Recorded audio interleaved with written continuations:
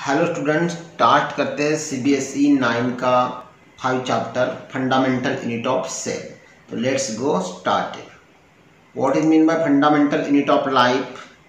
तो जो सेल होते हैं उसी को फंडामेंटल यूनिट ऑफ लाइफ बोला जाता है। जो बेसिक यूनिट है अपने लाइफ का सेल। विदाउट सेल जो लिविंग थिंग्स है वो सर्वाइवल कर नहीं सकते। इन सेल के अंदर में जो न्यूक्लियस है वो जब तक लाइव रहेगा तब तक वो परफॉर्मेंस करता है। तो इस चैप्टर में हम सेल्स के बारे में इंफॉर्मेशन लेंगे।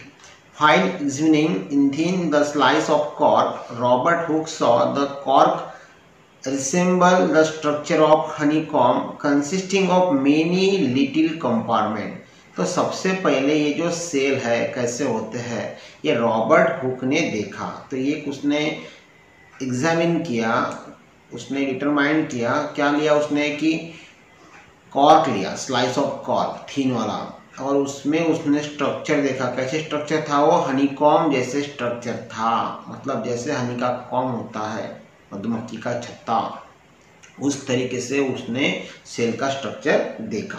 Cork is a substance which come from the bark of tree. कहाँ से लाया था उसने वो कॉर्क? तो बार्क ऑफ ट्री का वो कॉर्क था।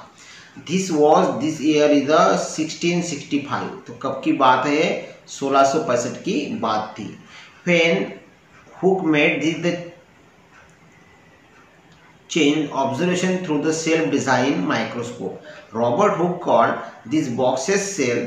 Cell is a Latin word from little room. तो रॉबर्ट हुक ने खुद का एक डिज़ाइन किया हुआ माइक्रोस्कोप था। उस माइक्रोस्कोप से ये सब उसने एक्सपेरिमेंट किया और उसने उस सेल को क्या बोला कि लिटिल कंपार्टमेंट, लिटिल रूम, छोटे छोटे ऐसे कमरे जो होते हैं वैसे उनको स्ट्रक्चर वहाँ पे देखा।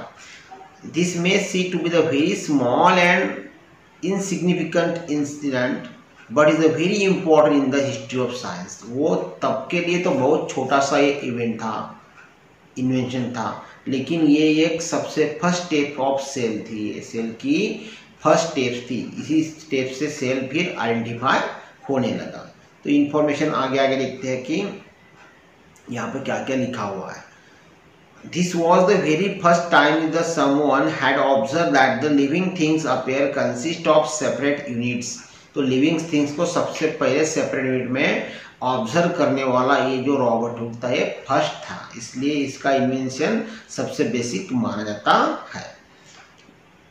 The use of the word cell describe this unit is till day of biology. Let us find out about the cell. तो तब से ही बायोलॉजी में सेल ये वर्ड यूज होने लगा। तो आपको सेल की हिस्ट्री अभी समझ में आ गई होगी कि 1665 ने एक एक्सपेरिमेंट किया रॉबर्ट हुक नाम के साइंटिस्ट ने, और उन्होंने वहाँ पे छोटे छोटे कंपार्टमेंट देखे और उसी कंपार्टमेंट को उसने लिटिल रूम बोला। एंड देन आगे बायोलॉजी में तब से सेल का नाम आने लगा। What are living organism made up of? तो कैसे बने वो लिविंग ऑर्गेनिज्म?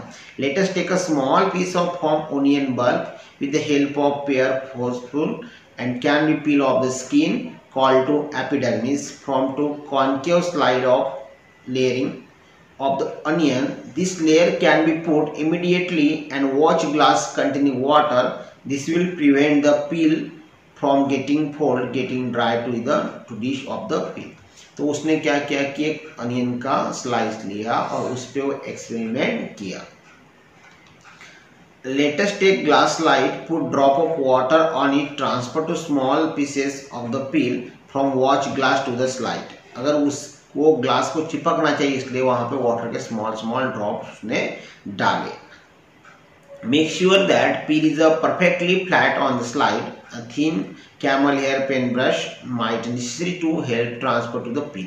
अगर वो अच्छे से उस स्लाइड को चिपक के नहीं बैठा तो कैमल के ब्रश से उसको वहाँ पे चिपकाना है, वाटर से उसको वहाँ पे चिपकाना है। एक्सपेरिमेंट है ये। Now we put drop of iodine solution on the piece followed by the cover slip। अगर वो फिर भी नहीं चिपका तो कवर स्लिप पे आयोडीन सॉल्यूशन लगाना है ताकि उसके बिटवीन में कुछ गैप नहीं आए और हमको जो सेल का स्ट्रक्चर है प्रॉपरली वहाँ पे दिखाई दे। Take care to avoid air bubbles while putting the cover slip with the help of mounting needles. तो वहाँ पे क्या टेक केयर करना है कि वहाँ पे बबल्स तैयार नहीं हो पाए। Ask your teacher for help. We have to prepare temporary mount onion peel. We can observe the slide under the lower power of followed by the high power of compound microscope. तो सबसे पहले फिर अपने teachers को पूछना है हमको कि ये यहाँ पे क्या क्या दिख रहा है, उसके बिटवीन में एक लोअर पावर वाला माइक्रोस्कोप लेना and then complex higher power वाला माइक्रोस्कोप लेना, और दोनों माइक्रोस्कोप से हमको क्या दिखता है। अभी यहाँ पे एक तुमको कंपाउंड माइक्रोस्कोप दिया हुआ है, ये आई से यहाँ से देखा जाता है, एक कोर्स एडजस्टमेंट है, यहाँ नीचे जो लेंस और स्लीप है उसको एडजस्ट करते हैं, और ये फाइन एडजस्टमेंट है, मतलब नीचे का जो पोर्शन है उससे एडजस्ट होता है, और ये दो उसके हाथ है, यहाँ पे वो स्टैंड रहता है, इसको आर्म्स बोलते हैं, और नीचे ऑब्जेक्टिव लेंस दिया है, इसी लेंस से हम कोई भी स्लाइस को देख सकते हैं, कोई भी माइक्रो ऑर्गेनिज्म को देख सकते हैं। और ये स्लीप है, यहाँ पे कवर स्लीप लगाई जाती है ताकि उसको अच्छे से वहाँ पे चिपकाया जाए, और नीचे कंडेंसर दिया हुआ है, ये स्टेज है, और फिर नीचे से मिरर है, मिरर से वो डायरेक्शन चेंज होता है, ये उसका बेसिक स्टैंड है। तो इस तरीके से ही हमको कंपाउंड माइक्रोस्कोप मिलते हैं। तो ये उसका बेसिक स्ट्रक्चर है कंपाउंड माइक्रोस्कोप का। यहाँ से हम जितने भी नेकेड आई से ऑर्गेनिज्म देख नहीं सकते, माइक्रो ऑर्गेनिज्म, इंसेक्ट या वायरसेस, सभी यहाँ से देखे जा सकते हैं। What do we observe as we look through the lens? Can we draw the structure that is able to see through the microscope on observation sheet? Do it look like figure? तो वहाँ पे हमने जो जो भी देखा उसको observation sheet पे हमको रिप्रेजेंट करना है। तो इस तरीके से cell of an onion peel दिख रहा है ना यहाँ पे, इस तरीके से हनीकॉम जैसे स्ट्रक्चर वहाँ पे दिखाई देता है। ये बेसिक स्ट्रक्चर है उसका, ऐसे स्ट्रक्चर वहाँ पे दिखाई देगा। तो देखो सबसे पहले पार्ट में हमने क्या देखा है कि सेल की हिस्ट्री देखी है, ध्यान सेल के अंदर में क्या क्या होता है, सेल का बेसिक स्ट्रक्चर क्या है, और कंपाउंड माइक्रोस्कोप के किस तरीके से देखा जाता है, यहाँ तक हमने देखा। अभी we can try to preparing the temporary mount peel onion of different size. Why do we observe to a similar structure on different structure? It's answer is a similar structure because of वो एक ही slice का बना हुआ रहेगा, एक ही plants के, एक ही animals के, एक ही ऑर्गेनिजम्स के। अलग अलग साइज के हम अगर स्लाइस लेते हैं तो उसका structure, basic unit of structure same होता है, अलग अलग नहीं होता। हाँ, क्वांटिटी चेंज हो जाएगी, सेल ज़्यादा आएंगे नेक्स्ट पोर्शन में, या पहले वाले पोर्शन में, प्रीवियस पोर्शन में सेल कम आएंगे, बट क्वांटिटियल डिफरेंस रह सकता है, बट स्ट्रक्चर सेम होता है। तो what are this structure, structure कैसे रहेगा यहाँ तक हम देख लेते हैं। This structure look similar to each other, together they form two big structure like an onion bulb. We find from this activity that onion bulbs different size have similar small structure visible under the microscope. The cell of onion peel will all look the same regardless size of the onion they come from. Size से उसका structure change होता नहीं, size कितने भी रहे structure है same ही रहने वाला है।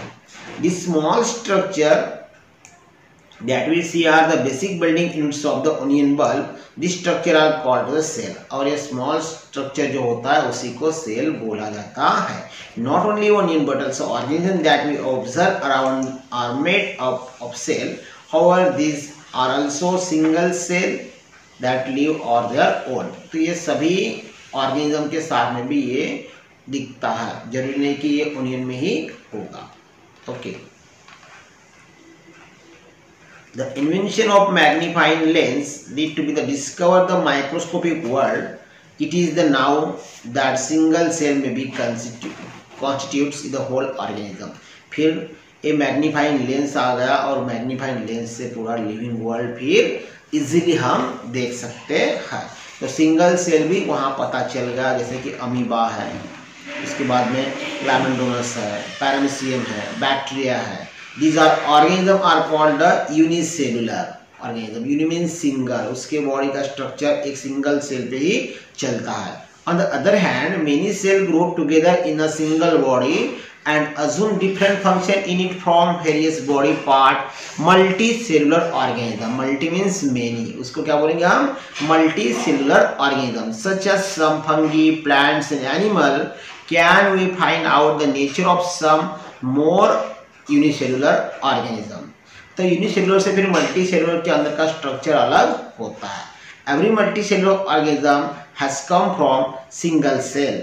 How cell divide process, cell is one kind, all these have come from pre existing cell. तो बाकी का पोर्शन हम नेक्स्ट वीडियो में कवर करेंगे। तो आज हमने क्या क्या देखा कि सेल क्या है, उसका साइज कैसे होता है और किस तरीके से वो वर्क